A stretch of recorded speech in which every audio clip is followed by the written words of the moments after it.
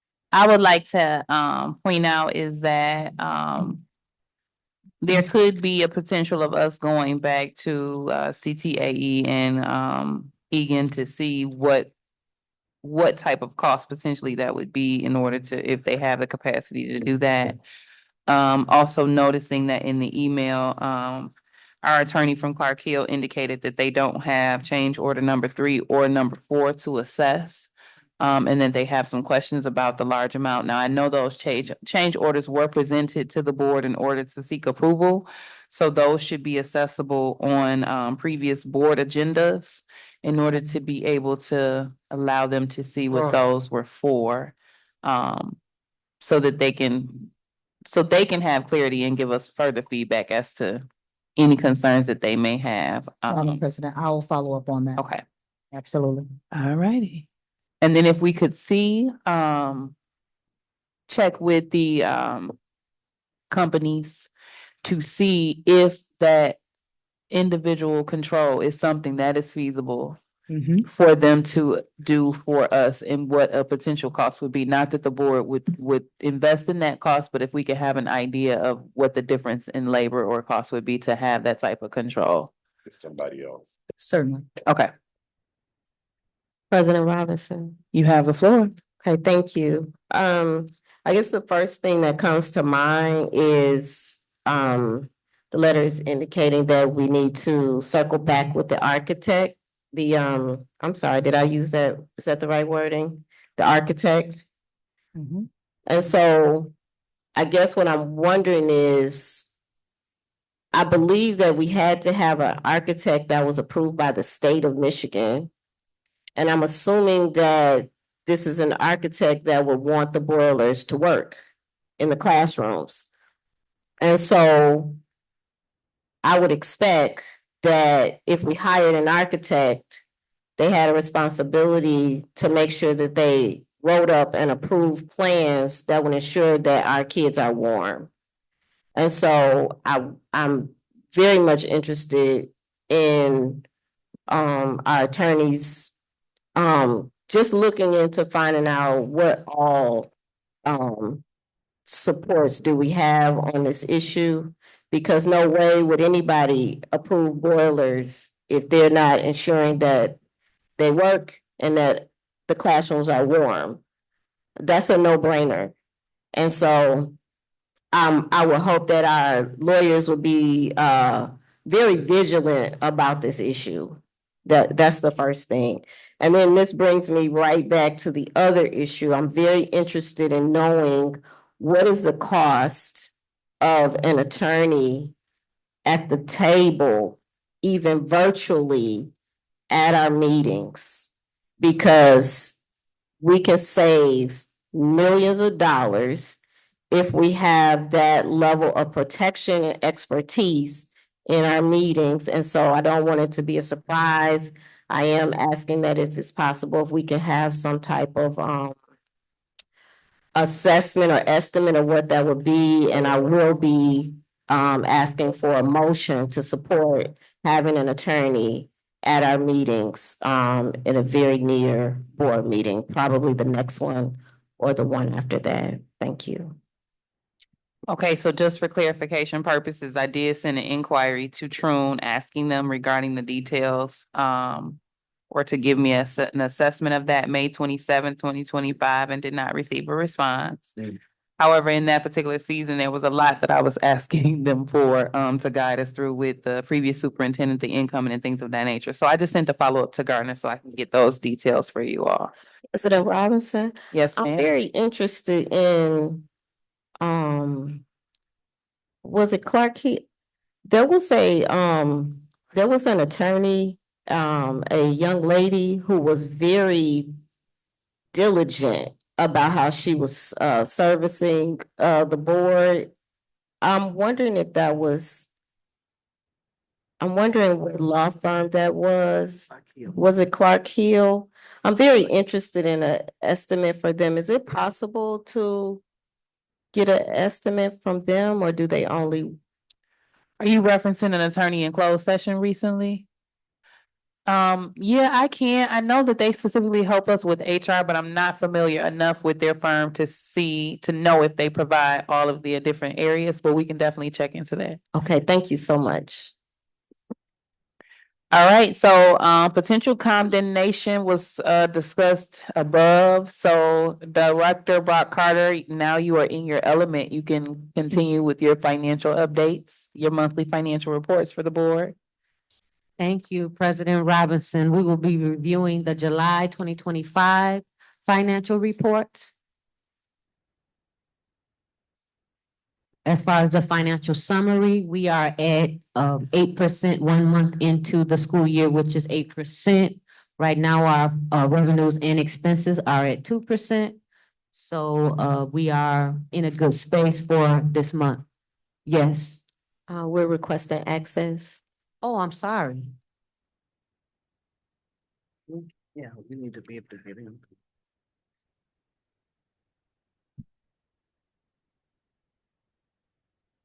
I had them all together in one report on the other agenda, so I forgot to give you access to the individual ones on this one. My apologies. No worries. Can you see them now?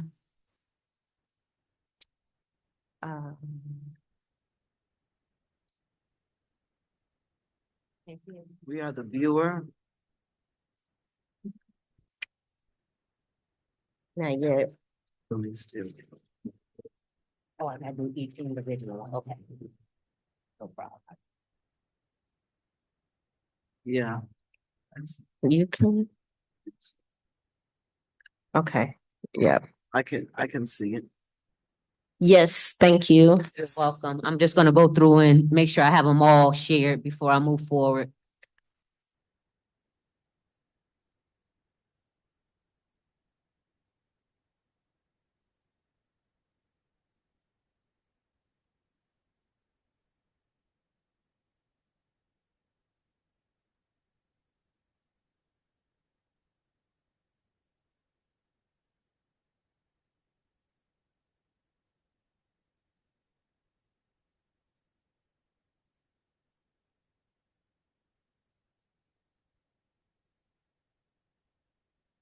Okay, I think I have them all shared now. Again, I apologize for that. And back to our financial summary, we are 1 month in, 8% of the school year, and our revenues and expenses are at about 2%. So we are in a good space. I always like to add that we get our state aid starting in October, so there won't be any state aid in our revenues for the month of July, August, or September. Our vendor payment report is also detailed vendor payments that are included in the staff report F1. Our year-to-date revenues are about the same as last year in July. Our year-to-date expenses are a little bit higher than July of last year. Our purchase services are up because we paid our liability insurance payment to Middle Cities during the month of July. Our capital outlay expenses are up due to a payment made to field turf for our track. The large payments made during the month of July, they are listed there to First Student, Mesa, Connexus, Middle Cities, Blue Care Network, CBW Government, and TARE. And that TARE payment is large because we had to catch up some invoices from earlier in the year. I just want to make that clear. And the beginning balances that are showing throughout the report are estimated fund balances. We will have our audited fund balances after our audit is complete.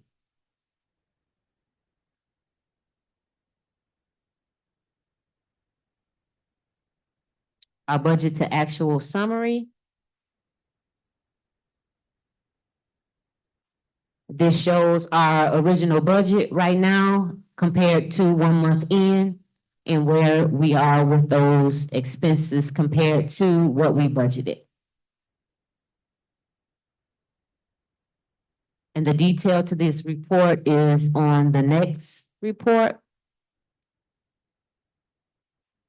So you can see it, those numbers broken down by function code. and also our budget broken down by function code.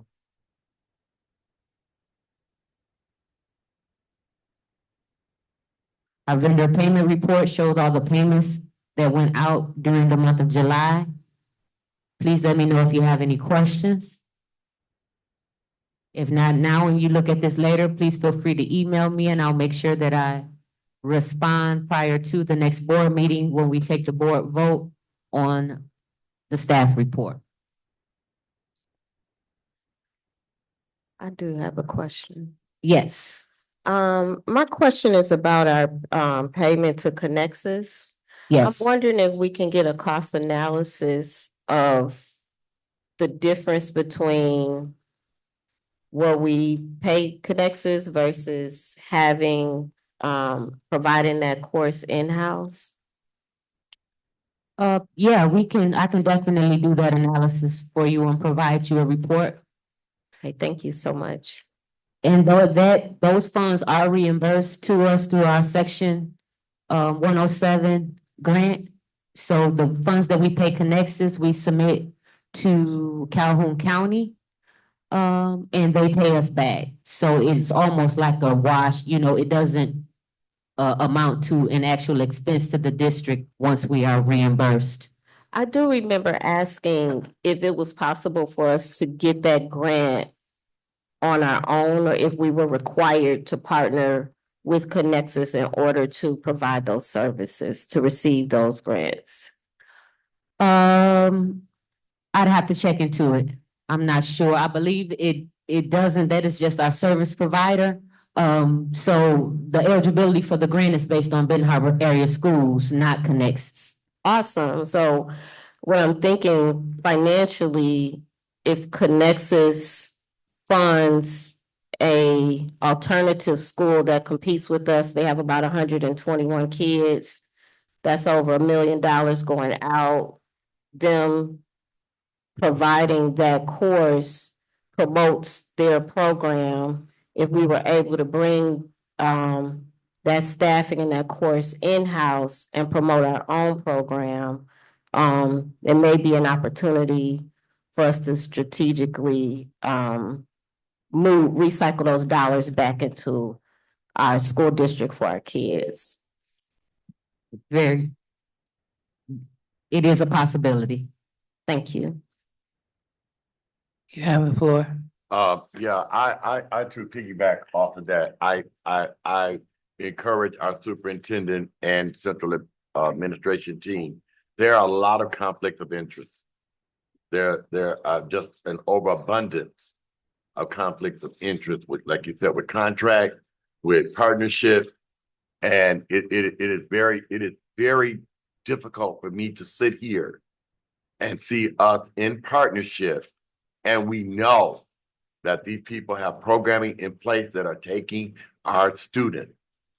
And that's something that, first of all, we've got to stand, and my decision and my vote for our current superintendent was because I felt that she would really protect our interests and stand and fight for us. And I'm going to keep on saying it as a reminder. But I mean, we're sitting here, we got things that's going down there. We're sending people down there when over 100 some of our kids, Bridge Academy has fallen out over 100 something kids in this district. And these are all partners and stuff. So why are we partnering with people who are taking our students, paying them money, going in contract with these people, and we know what they are doing? You might not know, and if you don't know, you should, especially if you've been working here. Everybody should know what's really happening and who it is, what it is, and how it is. So again, I do support that, and I mean that from the bottom of my heart. I mean that. Trustee Doyle. I'm in agreement with my, with the other trustees. I think we should definitely try to bring that in-house. I think we should bring as much as we can in-house to build our system and our community and our staff, and support them with the things that they need, insurance and stuff like that. So I'm in agreement as well. We're bringing that in-house. All righty, so Vice President Bowens. Treasurer or Director of Finance, I know it's a budget crisis right now with the state of Michigan. Developing a budget. Can you speak in the mic, sir? I know it's a, can you hear me now? I know it's a budget crisis or a budget stalemate in Lansing. What is your level of concern with it affecting Benton Harbor area schools right now? But right now, because of our positive fund balance, we are able to sustain during the time that they are making the decisions at the state budget level. State aid is a huge part of our budget, don't get me wrong. Those funds are very much needed. But in the transition period, we do have a positive fund balance to sustain us while they are making those decisions. Vice President Bowen, Thank you. Louise, do you hear that? Thank you. may I add? All righty, so we're gonna, And also, adult ed was one of the programs that is on the floor to be cut from funding. So we have heard verbiage from our grant provider that provides the grant for adult ed. You know, while some of the funding was frozen, that was one of the programs that was frozen. So whether or not that grant will continue, I'm not sure. It has been released for the 25-26 school year, but going forward, I can't say 100% for sure that that grant will continue to exist. Can I ask you a question? What is the age? you have the floor, trustee Raquel Martin. What's the age group of the folks that go to Connexus? How are they in the same age group as our high school kids? I will have to get some data from Connexus on age of the participants. I do get the number of participants, but I don't get the data on their ages. I'm sure if I request it, I can get that information. What is it? Never mind. All righty, so we're gonna move. Thank you so much for your monthly reports, Director Brock Carter. And if you all could take an opportunity to review each of those links so we can be prepared to take vote on the monthly financials as we do. Next on the agenda, we have the wait a minute, hold on one second. Was there anything else in your section that you wanted to review before we go to that next area? I just wanted to point out that we did get our estimated allocations for Title II and Title IV from NDE, so I did attach those to the agenda.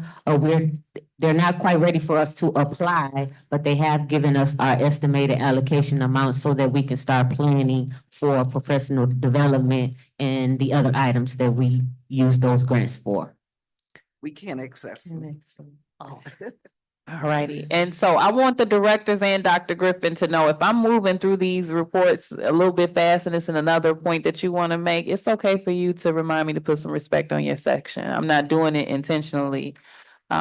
So thank you sincerely. Up next on the agenda, we have ballistic scan metal detectors. This was something that was a new request, so I didn't realize that it was for today as well. However, if the board does not feel comfortable taking vote on this, then we can delay it to our regular board meeting. But I'll allow either Dr. Griffin or Director Brock Carter to present the staff report, the reason behind the request being dated for today, and then the board can let me know what their preference is. Trustee Gavin has had her hand up down there. Oh, President go ahead. Robinson. Yeah, I was just wondering what those allocations were and then just still waiting to have access to okay, it's open. Okay, thank you. I have access. You can go ahead. Dr. Griffin, can you? Yes, I present? want to speak to the metal detectors. It's just critical that we have them for the high school. One of the things I have charged all of the principals to do is to make sure the buildings are not only clean, but safe. And as it stands, I was informed by Principal Morant that they didn't work and hadn't worked for quite some time. And so it was time to get some new ones. So I did what was necessary to get them up to speed so we would have them. We need to get them as soon as possible, according to what I was informed by. So my apologies that it's late, but my goal is to get as many things as possible to ensure the safety of staff, students, for the buildings.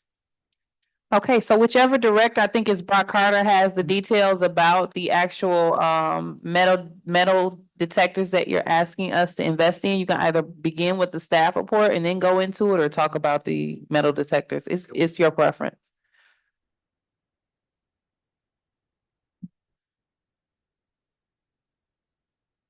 The metal detectors, this information was brought to us by, Principal Morant.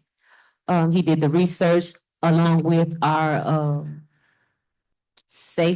campus safety director in order to, get us the information needed for the metal detectors. All the details of their capabilities, everything is attached to the agenda. So you are welcome to read those over so you can see what we are purchasing and how it will effectively secure our entrances. Staff report F2. May I? You have the floor. I want to make sure that you see in the fact set analysis out of guidance and recommendations from our campus safety director, Trooper Burton. This third line, it's non-intrusive screening for concealed weapons and vaping devices. I was informed that that is a concern, a significant concern around the vaping devices from last year. And that's one of the major reasons why this particular device was chosen. Okay, thank you. You can continue, Director Brock Carter. Subject purchase of ballistic scan. Walk through metal detectors. Purchases over, reason for board approval, purchases over $28,048 need board approval according to the most recent State of Michigan Department of Education threshold. Facts and analysis, the proposed purchase of ballistic scan. Ballistic scan. Ballistic. It's a scan, it's an extra S in there Yeah. that's thrown me off. Ballistic scan. Advanced walk-through detection systems will significantly enhance school safety by providing portable, non-intrusive screening for concealed weapons and vaping devices. Each lightweight unit uses advanced magnetic anomaly detection sensors that reduce false alarms while accurately identifying knives, guns, and vapes, ensuring a safer learning environment for students and staff. The detectors are easy to set up, operate indoors or outdoors, and include remote monitoring capabilities, allowing flexible deployment across school entrances and events. This investment not only modernizes the district's security infrastructure, but also demonstrates a proactive commitment to student and staff well-being.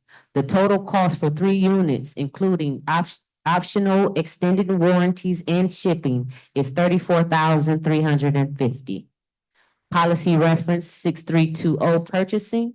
Strategic plan reference, facility/operations. Benton Harbor area schools will develop, implement, and evaluate a fiscally responsible plan that will ensure physical and psychological safety.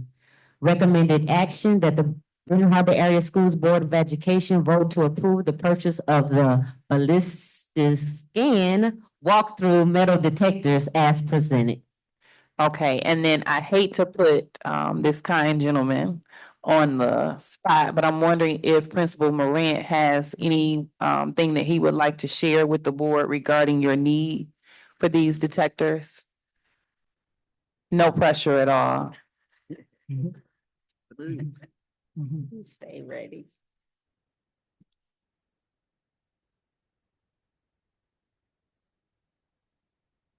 You have the floor. Good evening, everyone. Good evening, Board of Education. Good evening. Good evening, you guys. Good evening. Oh, one of the things that I did also with our security, we had a huge discussion in regards of, just more safety. And when we looked at these, it was actually 3 of us that looked over these scanners, me, Trooper Burton, and Ms. Singer.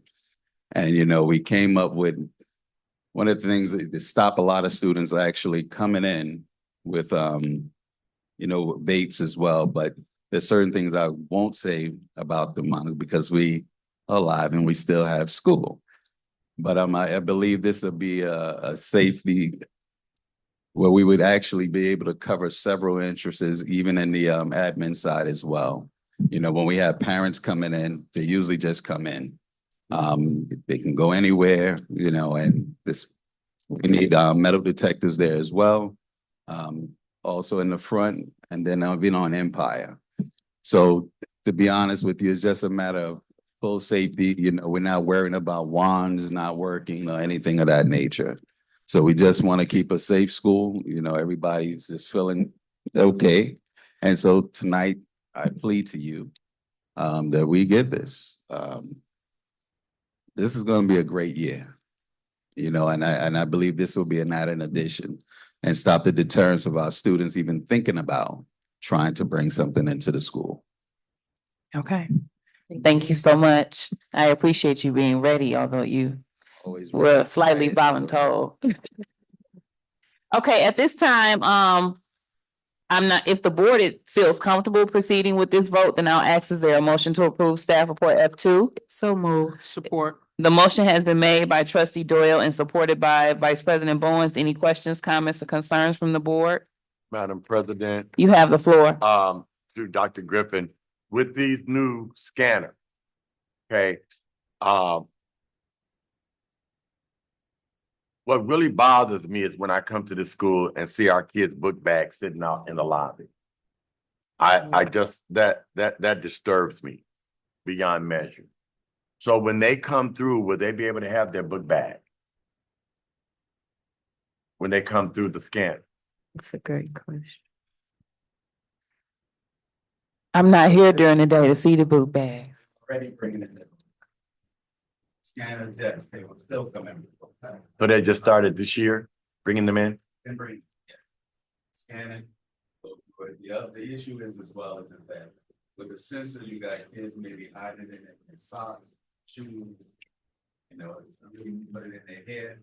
But this sensor is still gonna go off as well. But yes, they have been bringing that book back. So there will be like assigned lockers and what have you now, since they are able to come in. I just wanted to share with Dr. Griffin, this year, the Kalamazoo Public School District, after several studies, decided for the first time to do weapons detectors, okay?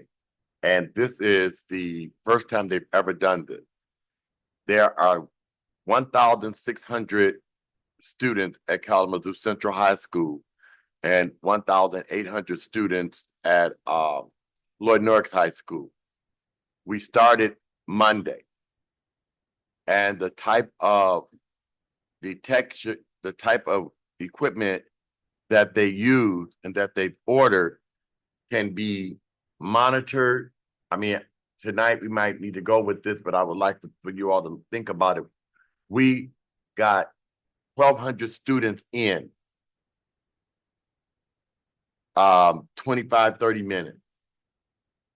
Okay, with their book bags on back. The only thing they had to take out of their book bags was they had to take out their Chromebook. Okay, and they just scanned through, they just walked, they were able to walk through. You beep, you pull out, and it really works. And so that I understand the safety. And then you can take these monitors, you can take it where it just it detects big weapons. And you can also take these monitors and adjust it, and it'll go all the way down to vape, all of those different types of things on any given day. They are extremely light, easy to move. And so I would like us to look into that. It has been absolutely amazing to get, and I think that's something, because I despise walking into school and seeing those book bags stacked up outside in that lobby, and they couldn't go into that, they couldn't bring their stuff and equipment into school. This started school, there has been no book bag. Thank you so very much. Thank you. All righty, if there's no other questions or comments from the board, I would ask that Secretary Triplett please call the vote for staff report F2 regarding the purchase of ballistic scan walkthrough metal detectors. This is for, Did I miss a question or comment, Gavin? You didn't? Just a comment, I'm hoping that this equipment can work with the other security equipment that we purchased. I'm not an expert in that area, but I know we spend a nice amount of money on surveillance. And so I'm just hoping that this connects with that, syncs with that well. All righty, Secretary Triplett, can you please call the vote for staff report F2? Madam President, we're voting for, ballistic glass? Ballistic scan. Okay. I'm looking here, the thing it says ballistic glass, ballistic scan. Mm-hmm. Okay. A ballistic scan walk through metal detector. Okay. President Robinson, Yes. Vice President Bowen, Yes. Secretary Triplett, yes. Trustee Rocket Martin, Yes. Trustee Gavin, Yes. Trustee Doyle, Yes. motion carried. All right, thank you. Now I would, if there's no objection from the board, I would like us to take a brief recess. Is that okay? Fine. Okay, so it's 8:10 now. Yeah, well, nearly 8:20. So we'll, I normally say 5 minutes and we go over. So we'll return from recess at 8:30 p.m. All right, so we're returning from recess as of 8:35 p.m. Up next, we have our Human Resources Committee. As noted before, due to HR staffing needs, staff reports are presented for Tuesday, August 26, 2025 vote. So we anticipate taking vote on staff reports H1 through H5 at this time. I'll allow for either Trustee Barnes or Dr. Griffin, if you want to give a brief HR committee work session update, or as noted on the agenda, but most of our discussion and changes are related to the individual staff reports. President Robinson, You have the floor. we need access to the agenda.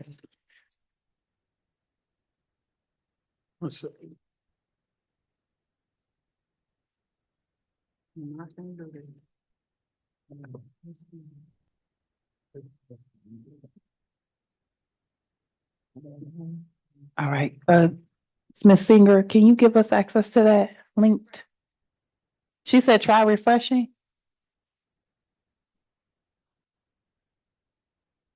Okay, thank you.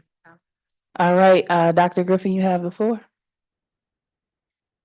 Regarding the human resources report, I want to go through the work that we've done. And the offer letters are there. You have those staff reports. If you give me just a moment, I'll go through my notes. We had talked about. One moment. Mhm.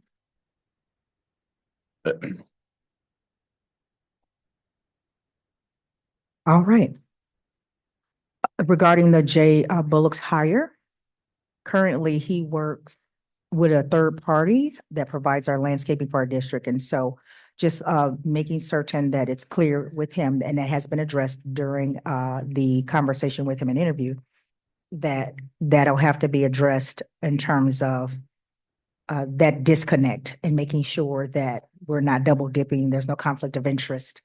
If it comes on board, it's understood that the landscaping for the district will have to be addressed by another party under the third party that we already use, because it's my understanding that the third party that's used hires him out. And so they'll just have to ensure that they don't hire him out going forward in this role. The other concerns around previous previous resignations, I did an investigation and found out there were some concerns around the parameters, and we know that I've had that conversation with him, and it will also be included in his contract to mitigate any premature concerns going forward. So these concerns will be explicitly stated in his contract prior to signing, and I've been in consultation with our HR director regarding these concerns. Are there any questions about that part? Where it says concern regarding coaching for a competitor? I think that was a different person. Oh, yeah. That third bullet. Okay, sorry, we got it. Oh, that has been addressed as well. No, that he doesn't coach. That's a different person. Oh, that's it. Oh, my apologies about that. That was in my notes. So I apologize. I'll remove that. Going on, Maurice Burton, the request to change that title. We landed on the campus safety director to ensure that it's indicative of the leadership role that he will be taking on within the district, overseeing all things safety and security, the cameras, investigations, et cetera. And then John Sam's name was brought up, alumni class of '03. I will be reaching out to him to discuss opportunities for collaboration. Looking forward to engaging him, particularly for him being an alumni as well as someone who's highly educated that could possibly work with us in our district. We still have a few gaps to fill, so I'm looking forward to that conversation. And then, of course, our HR retention strategy. A request was made to locate a document that the previous HR director created, and it included all the strategies of what the department could implement in order to build retention. Upon receipt, staff should revise it according to the needs of the district currently. So the department and I are going to work in conjunction with each other to continue to look for this document and circle back when we locate it and we revised it. And just for clarification for the board, I think it was under the previous CEO, Gail. She and McDermott collaborated at that time on some retention strategies that they could utilize within the district, and they presented it to us. And then I asked for a follow-up on what had been implemented and if they saw, if Director McDermott at the time saw increase in retention based on that. And I don't think that we ever had that update. And so I just reminded or let Superintendent Griffin, Dr. Griffin, know that those strategies have been outlined and suggested that she share those with our current HR director so she can see what we've implemented, what works, or any corrections she would like to make to that so that she can bring that back to the board on an update as to what we're going to be doing currently. Will do. The coaching concern, who was the individual? That was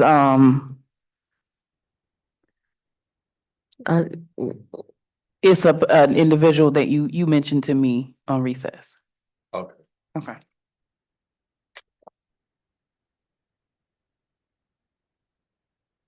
And that was just a general, it was more so a general clarification sought by, I believe, Vice President Bowens as to whether or not there is a conflict of interest policies in the contracts that indicate that individuals can't recruit for alternative schools if they're coaching for those schools with staff with us, which is similar to communication that this board has had previously at the table. Okay, Trustee Gavin. Thank you, President Robinson. Okay, so I have a question just about coaching in general. Is that, I know that a lot of our coaches are hired through EduStaff, and I think that that's a concern for me, that we find out that our coaches are hired, on Facebook because they weren't coming through the board and they're not really connected to Benton Harbor in the way that coaches should be connected to Benton Harbor. So that's just a concern I'm hoping that can be addressed in the future. I believe that coaching staff should be our staff. They should feel a part of our community and they, should have some type of job connected with us. And I think that it being through EduStaff puts us in a position in which some of our best folks do go coach somewhere else. So that's a concern there. I'll speak about the individuals being recommended when we get to their staff reports, but I appreciate the agenda. Secretary Triplett. Yes, I know we're coming to a close of this meeting, but that is a serious concern. And, it's not my intent to sound harsh or anything, but I would never waver in my thoughts and my commitment in what we know in this community, that we have people who are employed in this district who are participating in recruiting students, pulling students out of our district, and I cannot, and I will not moving forward. I will never support it. I don't care if it's 6-1. Because we have to, first of all, inspect what we expect. I'm not sure, and I'm very concerned too about how this went over to staff and how we go through with identifying our coaches. The athletic director, they go through, they have a committee. Then the athletic director take that to, in particular at our high school level, where is the principal in all of this, in this decision-making, before they bring this information to the Board of Education? There are people in here that I know personally that work and we pay. And they have pulled students out of our district. We're not paying attention to our numbers. At our middle school, if you look at the data, the last 3 or 4 years, and look at what the numbers, how it's gone down in our middle school, how those numbers have gone down in even in our high school. So we have to, I don't care about anybody being upset about it. I really don't. Not anybody. I mean, I'm very, very serious about it. We move forward. I don't know if the coaches with the union, I don't know if this is a part of the union. I don't know when it left the union. The Teachers Association, that they had first priority in identifying people, staff, teachers. We just have lay people in all of these roles over our children. And so that's a serious concern of mine. If we have employees that work in this district as it relates to our coaching positions or what have you, then we should they should have first priority. When we talk about class advisors and what have you, it should be teachers. It should be people, employees of this district, not just anybody coming in here advising our students. And I know you inherited this stuff, Dr. Griffin, so please don't take my frustration out toward like it's towards you. But it is a very serious concern of mine. Very serious concern. So I'm going to support everything that you bring to this table, because I feel like you're going through and you're vetting and doing the work necessary.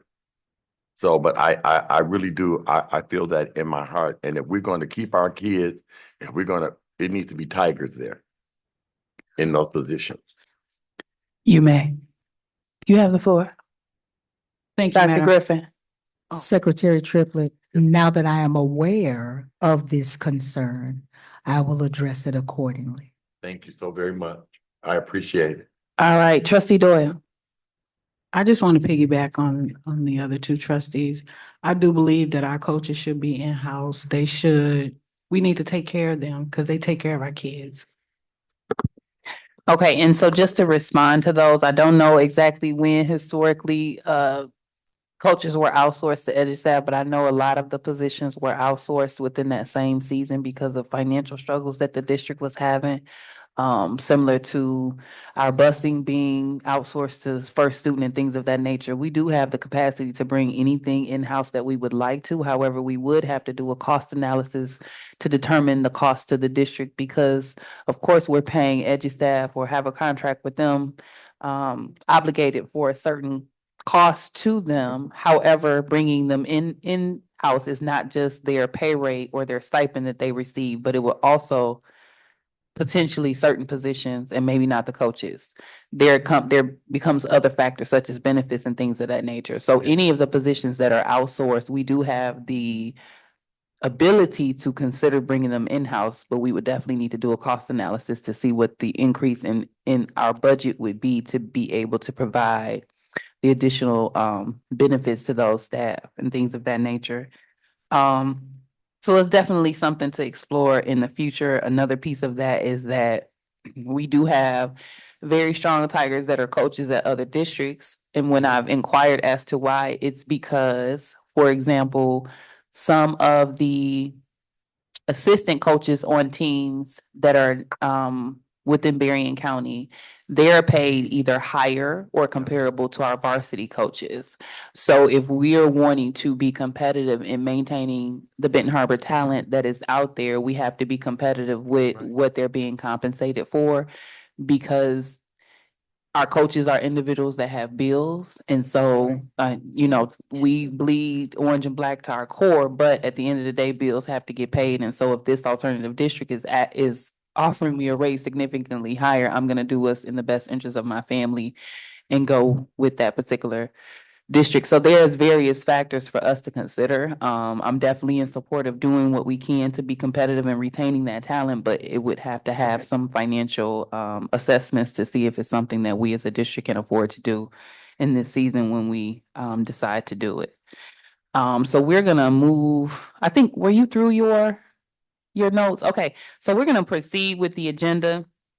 Up first, we have the manager, and so now she's centered on director. And when she told me, when she shared, I sat in on HR with VP Bowens, and it was coordinator, and I told her it kind of reminds me of the person that, like, the crossing guards that used to work for our kids. And I think that what Trooper Burton is going to bring and what the position entails is much more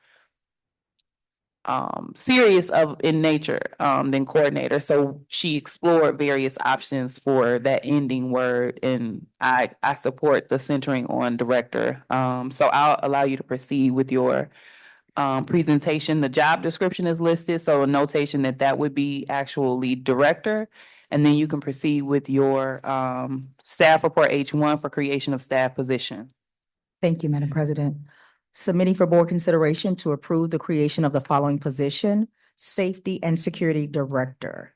Fact and analysis: Benton Harbor Area Schools currently employs building level safety monitors. However, there is no centralized coordination or leadership role to ensure consistency, accountability, and strategic deployment across schools.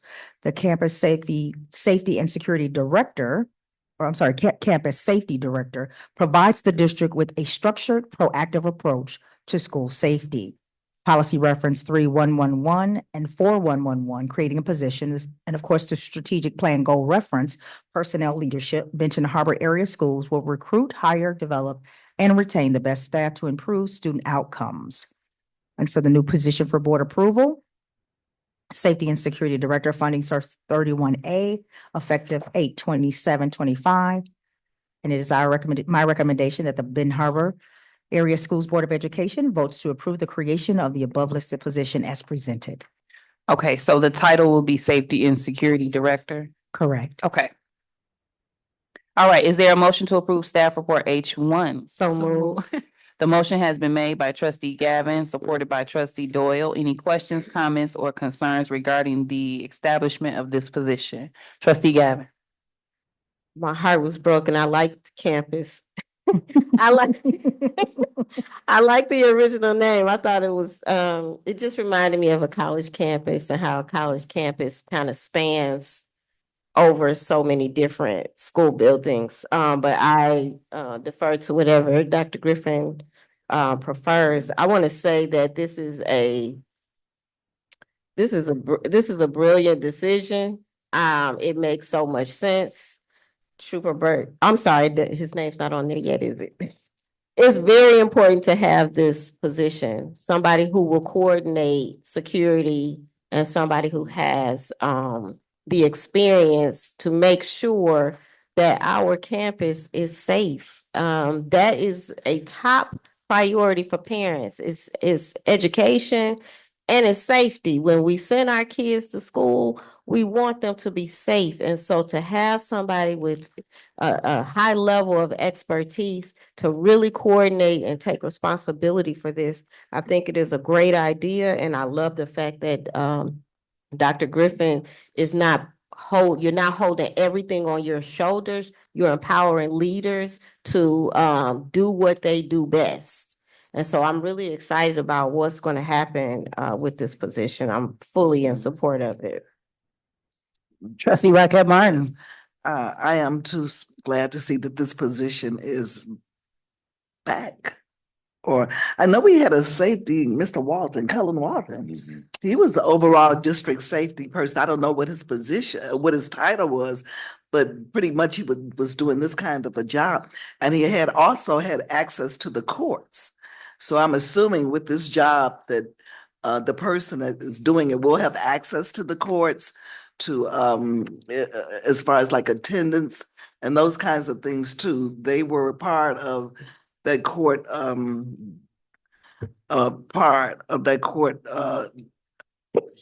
things that they had to do. So yeah, I am glad. I'm glad to see that it is back. Or it may be a different title, but we've had this in the past. All right, and just to clarify or support your comment, trustee Rocket Martin, one of the key responsibilities under leadership and coordination is to serve as the liaison with local law enforcement, neighboring districts, and public agencies. Yep. Go ahead with your question. I apologize. I was wondering what titles report to this director? All the safety monitors, youth advocates, and MTSS specialists. Awesome. Okay, thank you. Awesome. Right. All right, Secretary Triplett. Yeah, I think that this is absolutely amazing. I know we spent, I don't know exactly what we spent on the new campus security systems and what have you. There are people that have worked in this district in this particular field for some time. A director of all of that is necessary. And when we got that system and put that money into that, invested in that, that was something that was said that we needed to do. But to have a campus safety director for all of our facilities here in Ben Harbor area schools. So I think it's absolutely amazing.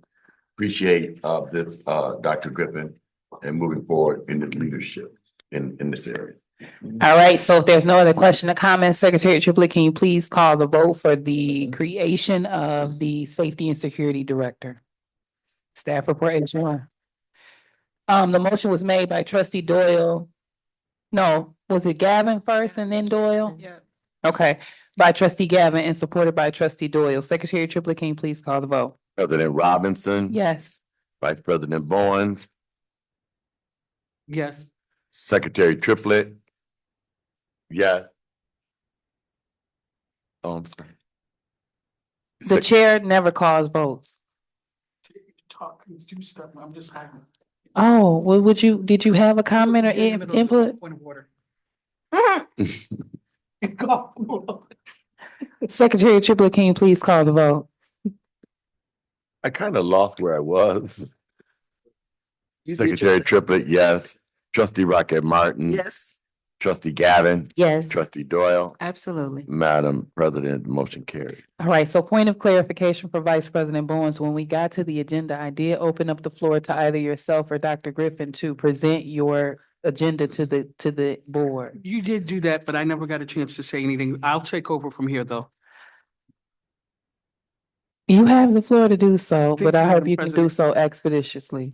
Thank you. So we had a great HR committee meeting with Dr. Griffin and President Robinson and her leadership.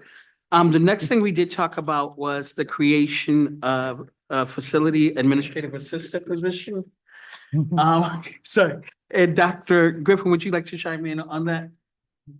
Yes, when talking with the candidate for the director position, I wanted to have a conversation around how he would get the support necessary for the magnitude of the work that is before him.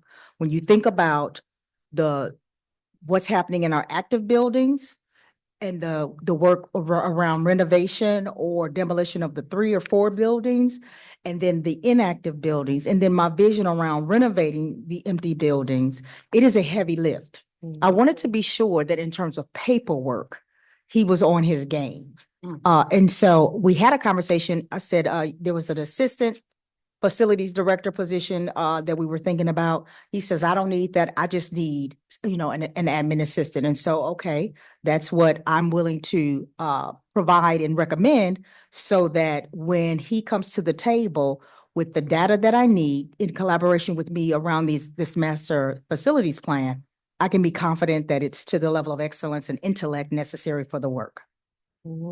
So therefore, we would be creating a facilities administrative assistant. So my question, I'll ask you that offline.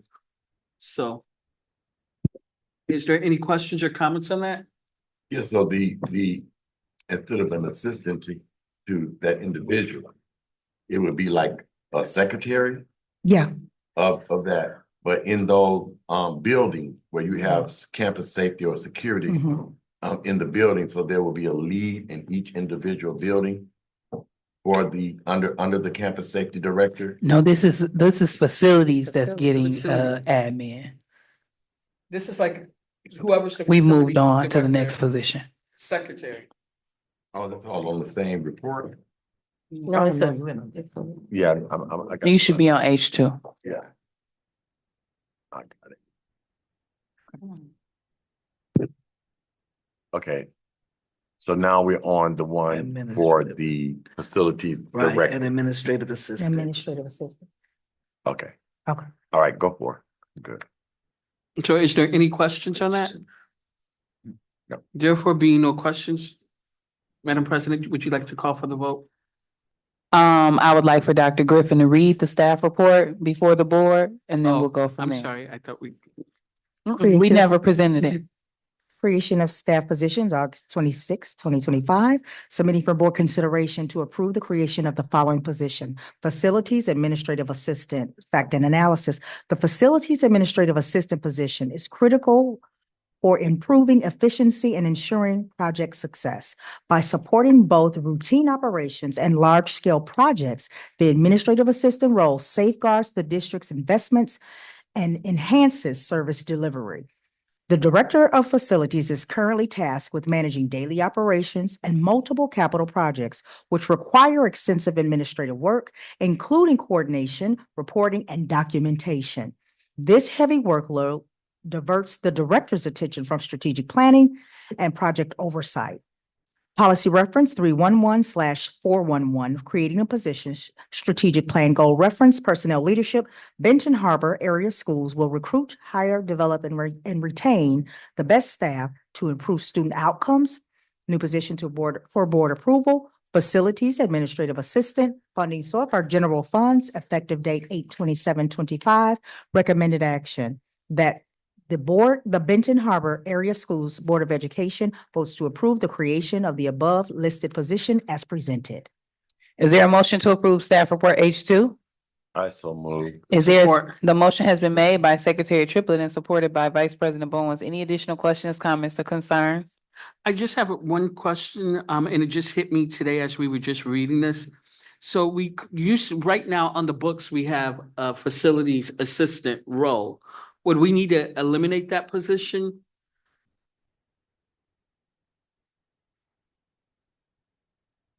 Well, what we were gonna hire, like, before he said. Yes, we will eliminate it. Okay, okay. And good point. I recall when I first thought about this role before this candidate came before us, again, it was to address these very same things. And that's why I said a facilities assistant director. I knew about the heavy lift with the master facilities plan and what it should and could look like, in addition to all of the other work that still must happen in terms of operations, repairs, like they have a lot of work to do. And so I thought of creating that position to address that gap. But when the candidate came forward with his credentials, we had that conversation again, and I mentioned this position to him. He was like, "I don't need it. I just need an admin assistant." His gap and his capacity being the paperwork side. So Okay. yes, to your question, it will be removed. Okay, so we currently don't have that role No. on the books, so we don't even have to remove it. Oh, okay, good. Yeah, that's what I was thinking. Thank you, sir. All right, if there's no other questions or comments, Secretary Triplett, can you please call the vote for staff report H2? President Robinson, Yes. Vice President Bowens, Yes. Secretary Triplett. Yes. Trustee Rocket Martin, Yes, Trustee Gavin, Yes. Trustee Doyle. Yes. Motion carried.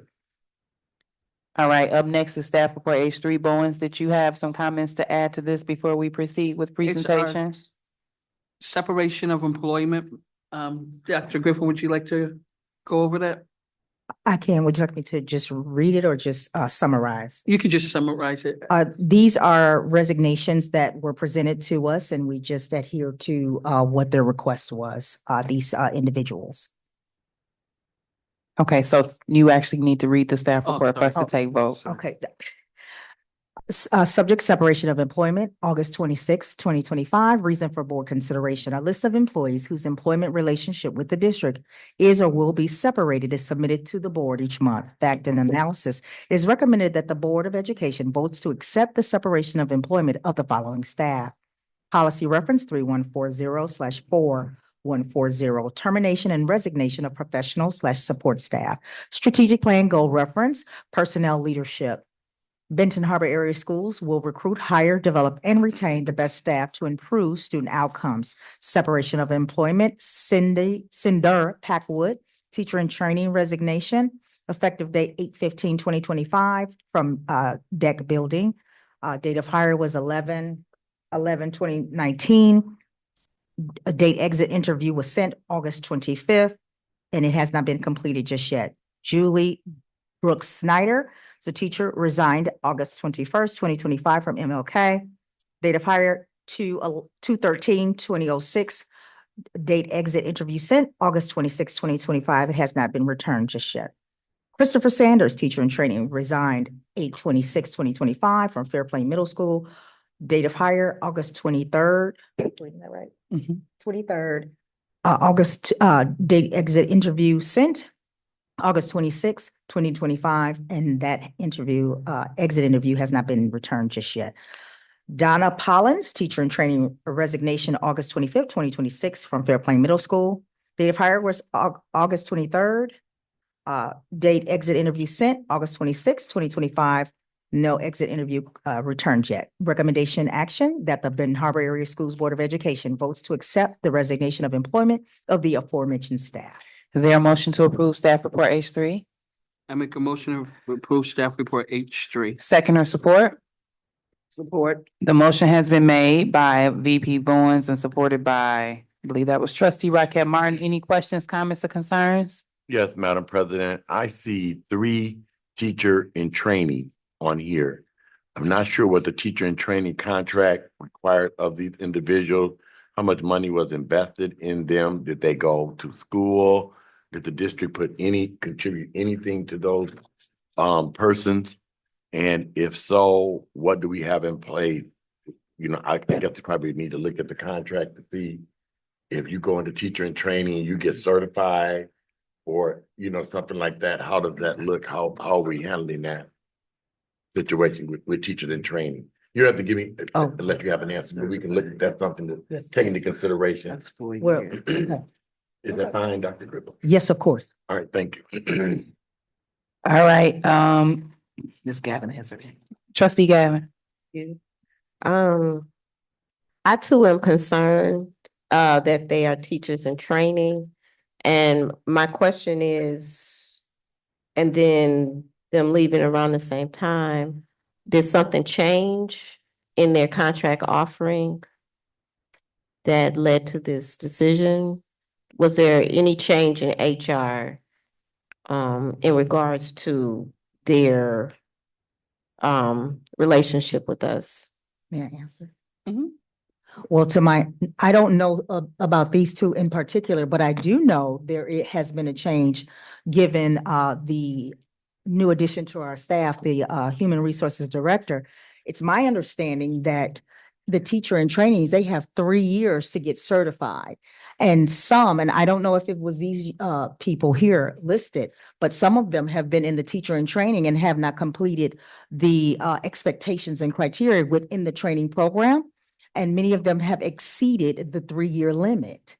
And so that is a change. We are holding all our teachers in training accountable to the contract stipulations around the 3-year timeframe to get certified. Please be aware that these teachers in trainings, they are not certified staff. And so the expectation is that they get that certification and support they have to be certified within 3 years. And so we are making sure that it's a part of the charge that I have given to our Human Resources Director to vet and audit those teacher and training files. I don't know, I will have to circle back to you, Trustee Gavin, to see if that was the case with these two. To be certain, I don't want to say and I'm not certain, but I do know that I am making certain that we don't have teachers in training, which for any time past the allotted 3 years, because within 3 years, you should have received, according to the criteria in the contract, the appropriate amount of training, professional development, support, coaching, and preparation for the Michigan State teacher certification. So anything beyond that is outside in breach of the agreement within the contract. I guess what I'm thinking is, our teachers, and I don't know I don't know this exact situation, but I think that we now have the benefit of a caliber of leadership that could lead to a successful outcome if given an opportunity. I'm just hoping that before we execute, I don't know what exactly the penalties is for not completing the program within that certain amount of time. But what I will say is that some staff have overcome some major issues, and I believe that the level of support that they will get now is just at a higher level. And so I would hate to lose people at a time when they can be coached up. I guess that's what was coming up for me first. So yeah, that's what's coming up for me. And I've seen situations in which teachers, what's the word? Their certificates have expired, and then we are left with substitute teachers who didn't put the same level of investment that these teachers have put in. So just sharing that anecdote. I'm not sure if it's helpful, but yeah. May I respond? Can I ask a question? Yeah. Yes, I gave the floor to Dr. Griffin. Trustee Gavin, I definitely receive what you're saying. And yes, they will have support. I had a meeting in my one-to-one this morning with Dr. Santos and got a clear understanding of what must happen going forward. Above all, we have to adhere to the contract. And so know that I too want to keep them according to what the contract stipulates. I'm going to do my part, my staff will do their part. And as long as they're committed to doing their part in terms of learning the craft, respect for the pedagogy of teaching and getting towards that certification and passing the test, I don't want us to lose our return on our investment either, because it's not just monies, it's time. Because I'm holding Dr. Santa, and she knows this, I'm holding her accountable for ensuring that we commit to whatever it is we need to do to coach them up in preparation to be certified teachers. It's a win-win for us. So I support the program, but I support the commitment, the discipline, and accountability for said program. I agree. I guess my last question is, what is their penalty? So if they didn't get the certification within that 3-year period, are they like, what is their net? Like, are they considered subs? Are they let go? Essentially, I don't know. And what we'll do is we're dealing with it on a case-by-case basis. As you indicated earlier, our goal is to get a return on that investment. We obviously need certified teachers, and this pipeline, in theory, is one that's great to ensure that we get the certified teachers in all of the classrooms. That notwithstanding, on a case-by-case basis, we will review what the extenuating circumstance is and conduct that root cause analysis. Why didn't they get it? What do they need to get it? And so we can support them accordingly. Because again, we've given them monies and time for them to get there. It could be an illness. It could be a myriad of things. So to answer your question, it will be reviewed and analyzed on a case-by-case basis. Thank you, Dr. Griffin. Ideally, and I'll add one more point. if we are able to, because it could be anything. If there's an extenuating circumstances, in many cases outside of their control when they initially sign the contract, for example, illnesses come up, we have deaths in the family. Things like that will be reviewed and we will work with them and maybe work on a permit, whatever it is that we need to do to support them to get them certified, because we lose when we just send them out and then we got to start over anyway. So for me, I to your question, case by case basis and support where necessary. And then sometimes the hard decisions do need to be made. Quite frankly, as superintendent, I may have to say goodbye. Trustee Rocket Martin? I was wondering, classes are included in this training also? I believe so, yes. Okay. Mhm.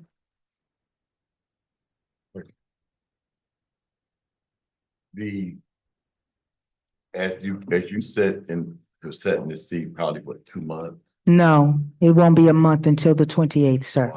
Yes. You've done an amazing job. I just Yes. want to preface it with that. And, I remember having conversations and saying some of the things I knew you would see, and I was praying, Lord, don't let her leave. But, in some of those situations too, with the teachers in training, some people got other jobs. Some people may have gotten the job somewhere else and said, I'm not going to do this. So it can be all kind of reasons, but I would like, if you can, if you will, to go back through and not just investigate the program, but to really honestly see what type of support that they were getting, because there have been people previously who left, Michigan State graduates, University of Michigan graduates who were in the teaching and training program and left and got other jobs because of the lack. I don't know if Ms. Santos was in that role yet, but I would like you just to do some investigating Absolutely. of that, so you Absolutely. get a better understanding of the program. The context. Well, The way it was designed to be. I concur. Yeah. Absolutely. Yeah. All right, Secretary Triplett, can you please call the vote for staff report H3? President Robinson, Yes. Vice President Bowen. Yes. Secretary Triplett, yes. Trustee Rocket Martin. Yes. Trustee Gavin. Yes. Trustee Doyle. Yes. Motion carried. Okay, thank you. Next report is staff report H4. It's the transfer of staff. We're submitting to you for board consideration is to approve staff employment in accordance with the revised school code and the general laws of Michigan, facts and analysts. It is recommended that the board approve the superintendent's recommendation for the transfer of the following personnel.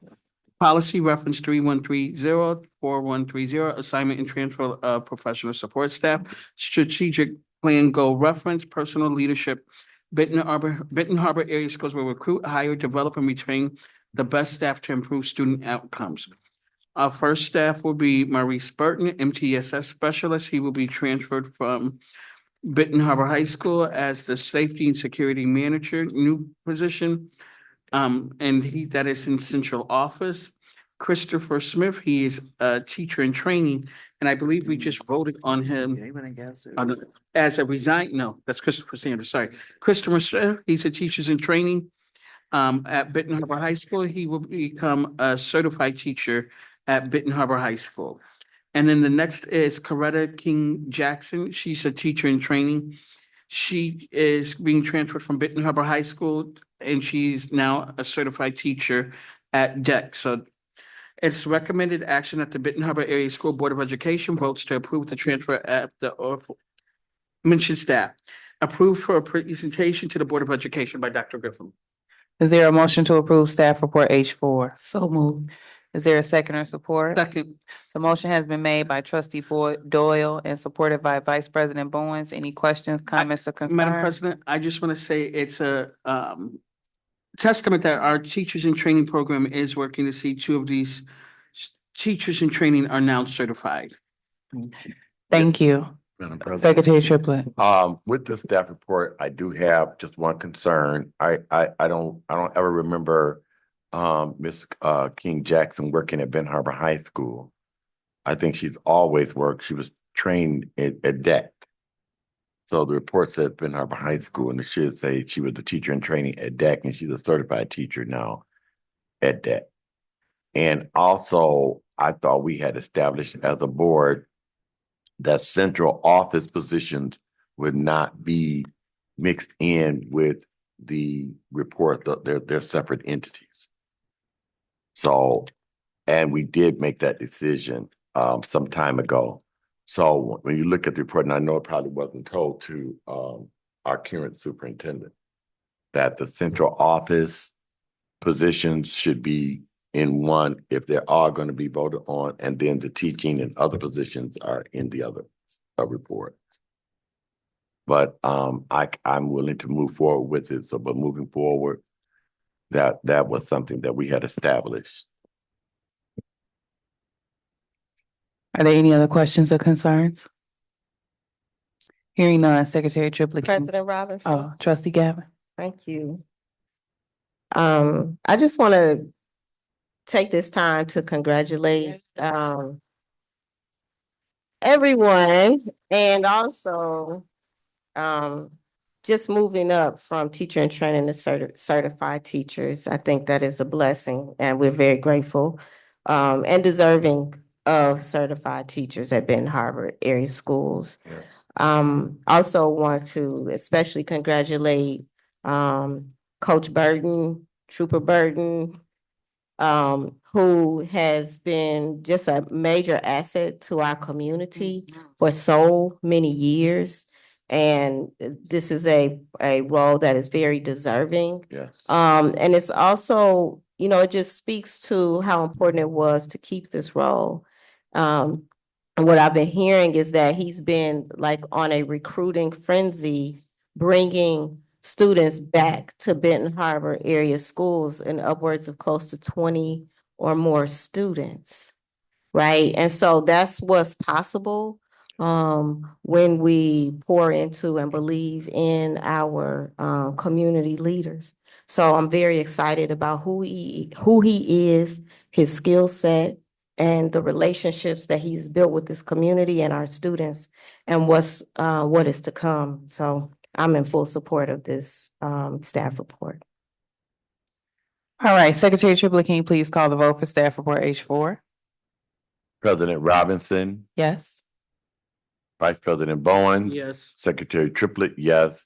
Trustee Rocket Martin. Yes. Trustee Gavin. Yes. Trustee Doyle. Yes. Madam President, motion carried. All right, staff, Bowens, did you want to present You it? can or- go ahead. Okay. Dr. Griffin, can you please present staff report H5? Yes, of course. Employment of staff, August 26, 2025, submitting for board consideration to approve the employment of staff in accordance with the revised school code and other general laws of Michigan. Facts and analysis, it is recommended that the board approve the superintendent's recommendation for the hiring of the following personnel. Policy reference 31204120, employment of professional support staff, strategic goal reference personnel leadership. Wait, am I reading the wrong one? No. I'm not, okay. Personnel, H5. yeah, I am. Okay, thank you. My apologies. Personnel leadership, Benton Harbor area schools will recruit, hire, develop, and retain the best staff to improve student outcomes. New hires: Sheila Dorsey Smith, Director of Human Services with Central Office Building General Fund, effective date August 27, 2025. Joseph Bullocks, Director of Facilities, Central Office General Fund. Funding source, effective date August 27, 2025. Curtis McFall, MTSS Specialist, Benton Harbor High School, 31A. Funding source, effective date August 27, 2025. Recommended action that the Benton Harbor Area Schools Board of Education votes to approve the employment of the aforementioned staff. Is there a motion to approve staff report H5? I so move. Support. The motion has been made by Secretary Triplett and supported by VP Bowens. Any questions, comments, or concerns?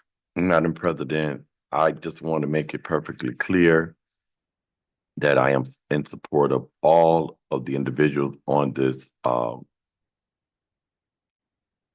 resolution. I am so grateful. I didn't know Ms. Dorsey Smith would be our Director of Human Resources. So our superintendent is working hard. Very hard. Just happy to see Mr. Bullock back. Yeah. The conversation that was held, I wasn't able to make it to the meeting. Thank you for standing in, President Robinson, in my absence. Glad to see Mr. Bullock back. The conversation was discussed, the things that were necessary. Our superintendent has ensured that business was taken care of and clear. And it's always great to see a Benton Harbor Tiger come back in, Mr. Curtis McFall, and we just looking forward to getting our Tigers back and being back in their roles of leadership in their alma mater. So thank you. All right, if the trustee Gavin. Thank you. I echo Secretary Triplett, and I believe I have 2 minutes, and so I want to use that 2 minutes to congratulate everyone on this list. I'm very grateful for their contributions. I indicated early on that we need a director of HR and we need one who has experience in education HR. And I'm grateful for us to have that. I am grateful that we have our director of facilities back. And I believe that the best is yet to come. I believe that this is righting the ship. And I'm very grateful to also have Mr. McFall. He's been working with our youth as long as I can remember. And I believe that he coordinated a peace basketball game or something that they were doing with the kids in the community throughout the summer. I think it was like every Monday. So he's always been working with our youth. He's always been doing things with our youth. And so I think that like for our young men and our young ladies to look up and see community members who look like them in these professional roles aligned with their skill set. I think that this is a really great decision, and I'm grateful to Dr. Griffin and to everyone who contributed to making this happen for our district. I believe we can hold our heads high with this caliber of staff on our roles. Thank you. If there's trustee Rocket Martin. Yes, I am not familiar with the first person, the Director of Human Resources, but I trust my superintendent's judgment. So, and for all of the people, the candidates we have, and I'm all about giving second chances. And so, I'm going to go ahead and vote for this because I am about giving second chances. All right, Secretary Triplett, please call the vote for staff report H5.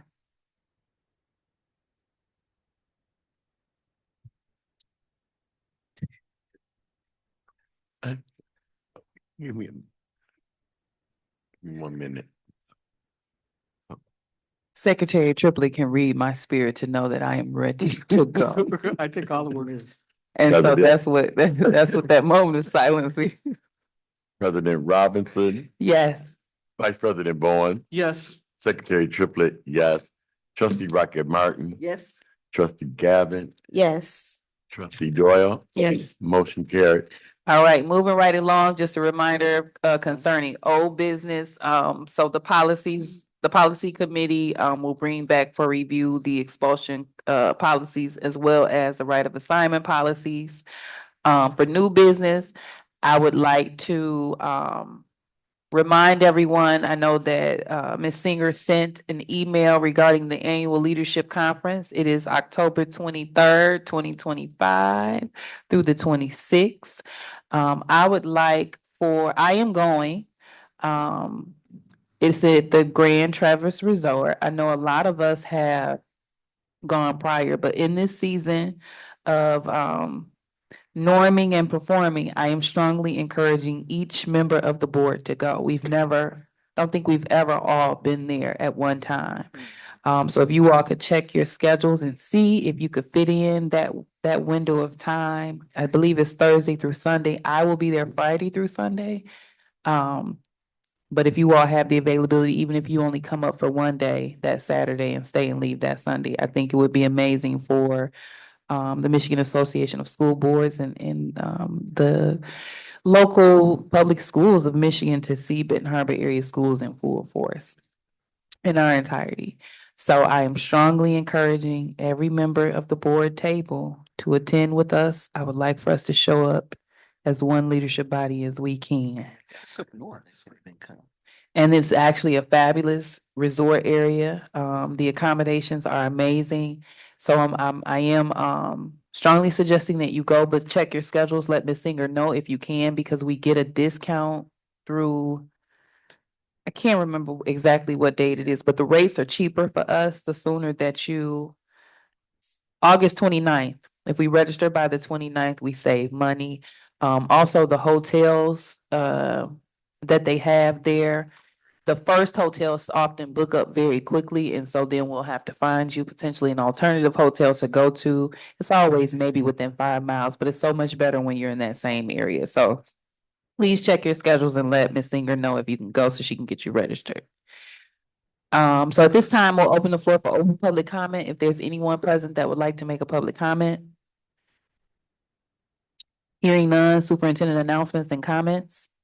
I just would like to thank the board so much for the unified collaboration in the work that I'm doing. Thank you. All right, board member announcements and comments. Trustee Gavin. I want to thank everyone who is possibly on the Zoom. And I'm hoping that one day we will get to a point where we can introduce a policy in which our Zoom guests will be able to say something during public comment. I think that would be great. I just want to, I want to say that I'm very grateful for where we're moving, and I'm excited about where we're going. And I also have to name the emotions I'm feeling within. It's a trembling within about our teachers in training. And it's a hope that they will somehow have an opportunity to recover. And it is not any criticism. I don't want anything that I'm saying to be mistaken for criticism. I am super grateful that this will be taken on a case-by-case basis. And I just want to give a little bit of history just to help name why I'm feeling what I'm feeling. Because maybe about a year ago, our teachers in training were told that they would all be let go at the same time. And I think it left them looking for another job, or, kind of left them in a limbo, and then they were able to keep the job, but there was some turbulence that they've overcome and they stuck with us. So it's not that I don't want all of our staff to rise to the occasion and do what is required of them and to get that certification. It's just that I'm holding some of the emotion of what they endured when they weren't sure about their jobs, right? And I'm hoping that there's some way that we can offer some level of grace so that they can sustain, they can build on their investment, and we can build on our investment as well. And if there's some folks who just left, because they took advantage of the situation, if there's a way we can recoup that investment, like Secretary Triplett said.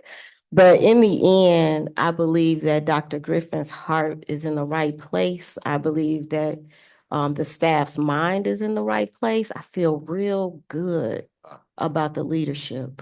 And so because of that, I'm not worried. I just wanted to name, that's where my questions come from. That's where my emotion comes from. But yeah, in the end, I feel real good, and I feel real good about our new director of academics as well. So we're in good hands. All right, thank you. Up next, we have Trustee Doyle. I would just like to thank everyone that's watching, because I know someone's watching, and the staff. I am eternally grateful to Dr.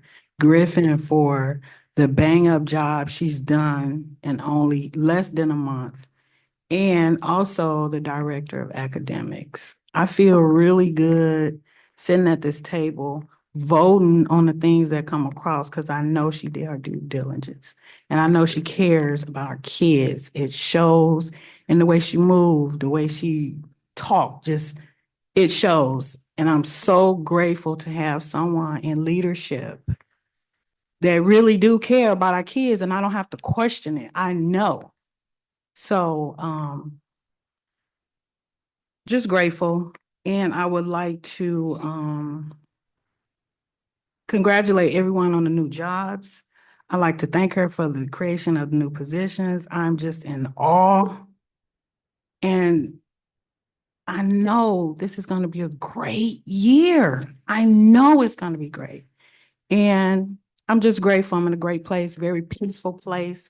I'm going to end off just letting you guys know I am a Fresh Start champion. That's what I ran on. That's what I believe for our district, for our children, for our community. It does take a village. And that yesfreshstart.com, please check out that video because it entails everything that we could possibly use with the addition of anything anybody else would like to add to make our community, our city better. You all have a wonderful evening, a wonderful year on purpose. All right, so in the absence of Raquel Martin, we'll go to Secretary Triplett. Madam President, first I would like to formally welcome Dr. Foster, and I want to tell you thank you coming up and undergirding your superintendent. I really have to agree with Trustee Doyle and Trustee Gavin. I just think it's going to be a great year. I really do. Dr. Griffin, see your face. I'm proud of you. I appreciate it. I can feel it. I can feel it. I hear it. I hear it from people. I hear it from your staff who've been yearning for accountability. And I miss talking to you. I had the honor of taking Dr. Griffin around for her house and met her husband. And I just, but I made a conscientious decision to fall back, not fall back from you. I've had enough conversations with you, and you know what I'm saying. And but I want to be a board member. I don't want to be a pseudo employee. I don't want to be in our business. None of that. And I feel like I can do that with you in this role. And I want to tell you thank you, because I too have a job. And so to our parents and to our staff and to our community, let's give her a chance. Let's support her.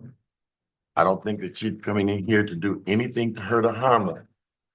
And so I wish you all the best. Y'all know I love Benton Harbor. I'm a Tiger true and through. So again, to this Board of Education, I just love us in our norming stage. We don't have to always agree about everything, but I like the way in which we're flowing. Because there was a time not so long ago when I never would have thought that we would be where we are today. Madam President, thank you for your leadership. I would like to say this at the table. After tonight's meeting, when I call you, you better answer that phone. I'm not gonna call you no more. When I call my president, I want to hear from my president because I respect you. I like your leadership, but sometimes I need to hear from you. Okay? Not to be anything. I need to hear from you, and go forth and lead us in the manner which all of us, I think we all voted for you to be our president. So sometimes I need to hear from you. But thank you again. Y'all have a great year. Go Tigers. Thursday, there'll be Dr. Griffin, you'll get to see a little bit of that Tiger spirit. Friday, And I'm excited for you all. And y'all, let's do it. God gave us somebody. God gave us this lady. And that's from my heart. The Lord gave us Dr. Griffin.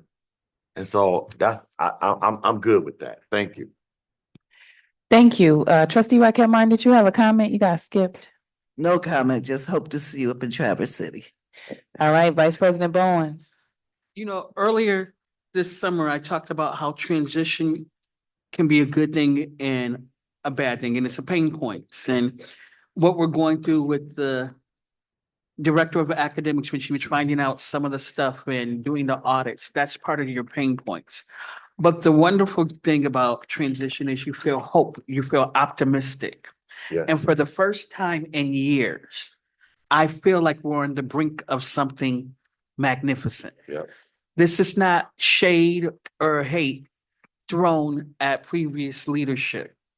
But when you feel competent people are in positions, you feel strong and you feel like you can go to sleep and you feel like our kids are in a safe. Even with the public reaction and doing Google classrooms and getting real-time communication and the videos that are going to the staff. One of our favorite past superintendents says, we're going to raise the bar, set the bar, and exceed the bar. And we're going to steal those words now and make them our own. Absolutely not. So we're raising the bar, setting the bar, and exceeding the bar. And we're seeing a hope. This is going to be interesting for me because for the next 4 years, I have 4 little African-American men at Benton Harbor High School. They're all freshmen, and it's just exciting to see that they're getting ready to experience something. And I was just bragging about some of the stuff that I seen, and I said, we are under order. And when my mama said, all right, it's time for order, that means get in line. And if you didn't get in line, you know what happened after that. But I just feel optimistic and excited about where we're going. And I, was telling Trustee Gavin on the phone last week, I don't want to lay it too thick because I think I'm in a dream. Be nervous. Nervous so I am excited and I'm just keep up the good work. We are on the brink of change, but I also understand that we have to be reminded, and the public has to be reminded, Dr. Griffin has inherited some stuff. Yes. So sometimes we're going to have to do some hard choices. And it may feel uncomfortable, but it's necessary. So I'm just excited about it. And I will say, I will be going to Grand Traverse City. So Natalie, if you can make my arrangements.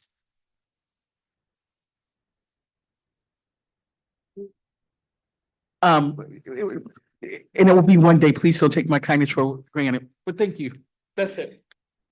All right, so I will be brief. I sent an email to the board maybe within the last week or two, and so I want to begin by reading the one of the most important paragraphs within that email. I value each of you tremendously and look forward to continuing to grow in this new season of leadership as we transition from norming to performing. Culture, climate, and leadership best practices start from the top. Let's set the tone for this new era of leadership in our own efforts. And so I want to stress that before the board table because as been indicated, we're extremely excited for the season of leadership that we're in. But I want us to also remember that we are leaders as well. And so we set the bar of expectation in how we lead at the table and in our tones. And so I would like for all of us, as we're going into performing, to be mindful of that, that we're setting the bar for leadership at the table and that we are interacting with each other and our staff in the same manner that we expect our staff and our students to interact with each other and our staff and our teachers, for example, to interact with each other. And so that's first and foremost. Secondly, timing. We should not be here in our work session beyond 9 o'clock. It's 9:43. So I want to bring that to your attention. I know that sometimes we have good conversation and discussions that need to take place, so I'm not attempting to be difficult. One of the things that would be extremely helpful for me is if Tech could please ensure that the timer is always set because I'm pretty sure some of the comments in the last 45 minutes have been significantly greater than 2 minutes. And I'm unable to monitor that without the timer being set. So that's something that'll help me in sharing so that we can ensure that each of us are able to be efficient in our timeframes here, but also get some rest for our job performances and responsibilities the next day, as well as our staff. Lastly, as it relates to our work session agendas, each of the committees, you will chair your individual section. That is what is within your curriculum and student support committee work session agenda. Everything beyond that, I'm still the chair. So when it comes to your staff reports and things of that nature, I'm gonna run those like we would a normal meeting. I'm not attempting to interject for you all, but if the agenda was meant to be spliced between the chairs completely, there would be no reason for me to have to be required to be at the table. So not being rude to you guys, just doing what's standard and needed of me as chair. And then the last thing, needing each of our chairs to assist me with ensuring that when your agenda is sent to me, or when the work session agenda is sent to me, that your linked agenda is present for your committee and that it has the information noted on it that you prefer. Because I don't know exactly what it is that you all want to bring forth unless you've given it your go as well. And so that will be extremely helpful in helping Dr. Griffin know exactly what to ensure is on the work session agenda. So I know those are things that I could have emailed, but I wanted to address them at the table so everyone hears them together at the same time.